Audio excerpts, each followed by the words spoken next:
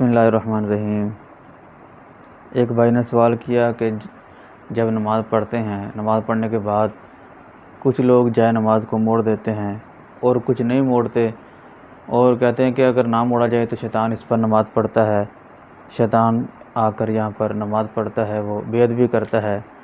تو اس کے بارے میں کیا حکم ہے کہ جائے نماز مصلی کو موڑا جائے یا نہ موڑا جائے؟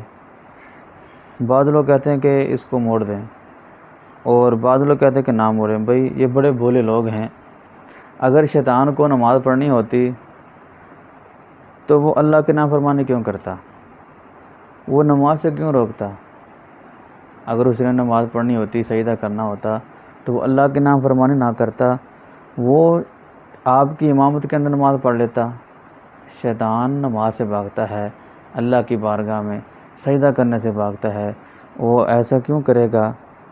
اور وہ آپ کو نماز پڑھنے سے روکتا ہے، اللہ اکبر، اور وہ سجدہ نہیں کرتا۔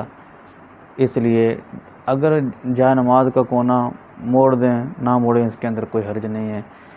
اور سوال دوسرا یہ ہے کہ دوران اذان کچھ پڑھ سکتے ہیں کہ نہیں؟ بھائی کہتے ہیں کہ اذانیں ہوتی ہیں کافی، تو ایک اذان ہوئی، دوسری اذان ہوئی، اس کے دوران کوئی وظیفہ، کوئی دعائیں وغیرہ پڑھ سکتے ہیں یا نہیں؟ اس کا جواب یہ ہے کہ اگر قریب والی مسجد ہے، کہیں قریب مسجد ہے جس کی اذان کی آواز صحیح سنائی دیتی ہے، اس اذان کا جواب دیں تو ساری اذانوں کا جواب ہو جاتا ہے۔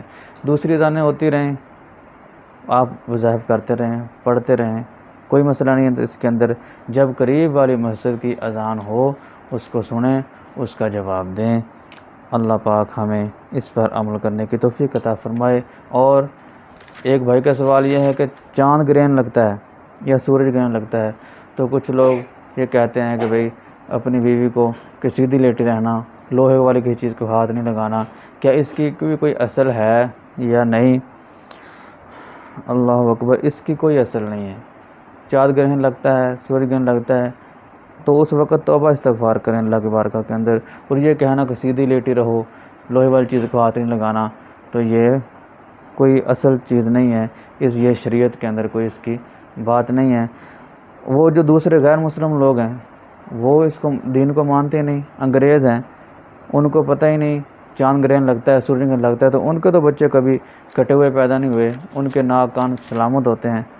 تو اللہ کے نبی نے فرمایا جس نے دین کے اندر کوئی برا کام شروع کیا تو اس کا گناہ اس پر ہے، جتنے بھی لوگوں نے اس گناہ کو کیا، اس پر عمل کیا، تو سارا گناہ اس کو ملے گا۔ اللہ پاک ہمیں عمل کی توفیق عطا فرمائے۔